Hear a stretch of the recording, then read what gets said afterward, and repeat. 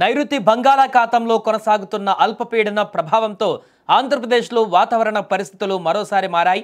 ఇటీవల తుఫాను ప్రభావంతో రాష్ట్రం అధిక నష్టం చవిచూసిన పరిస్థితులలో తిరిగి ఇప్పుడు వర్షాల హెచ్చరిక రావడంతో అధికార యంత్రాంగం అప్రమత్తమైంది.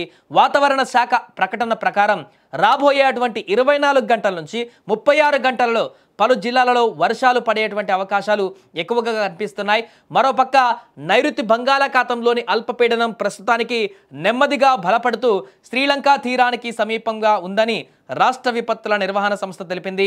దీని ప్రభావంతో నెల్లూరు, తిరుపతి జిల్లాలలో మోస్తారు వర్షాలు కురుస్తున్నాయి.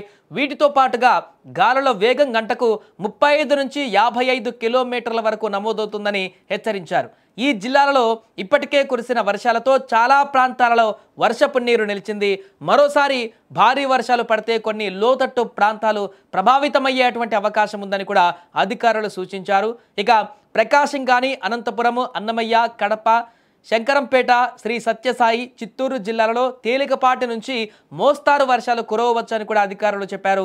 దక్షిణ ఆంధ్రప్రదేశ్ ప్రాంతానికి అనుబంధ ఉపరితల ఆవర్తనం కూడా విస్తరిస్తుండటంతో రాయలసీమ జిల్లాలలో వచ్చే 3 రోజులలో తేలికపాటి వర్షాలు నమోదయ్యేటువంటి ఛాన్స్ ఉందని కూడా వాతావరణ కేంద్రం వెల్లడించింది. ఏదేమైనా కూడా మరొకసారి ఆంధ్రప్రదేశ్లో ప్రజలందరూ కూడా అప్రమత్తంగా ఉండవలసినటువంటి సందర్భం అయితే ఏర్పడింది.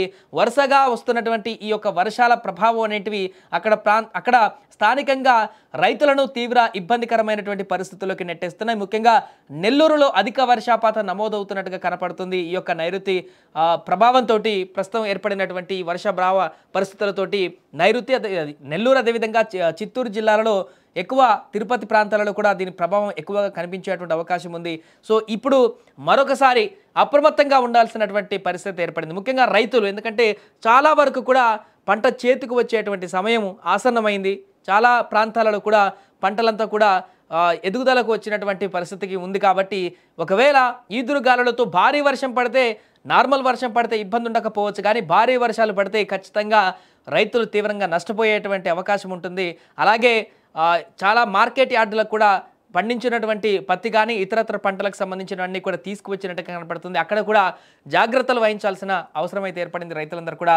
ఏదేమైనా మరొకసారి వాతావరణ శాఖ ఇచ్చినటువంటి హెచ్చరికల ప్రకారం అయితే ఆంధ్రప్రదేశ్లో ఉన్నటువంటి కొన్ని జిల్లాలలో దీని ప్రభావం అధికంగా కనిపించేటువంటి అవకాశం ఉంది. అక్కడున్నటువంటి ప్రజలు కొంత జాగ్రత్త వహిస్తూ, అంటే ఈ వర్షం నుంచి ఎలాంటి వర్షభావ పరిస్థితుల నుంచి తప్పించుకోవచ్చు, అంటే ఆస్తి నష్టం నుంచి ప్రధానంగా ఏ విధంగా ముందుకు వెళ్ళొచ్చు అనేది కూడా చెప్తున్నారు. ఏదేమైనా మరొక వైపు చలి తీవ్రత కూడా పెరిగిపోతుంది.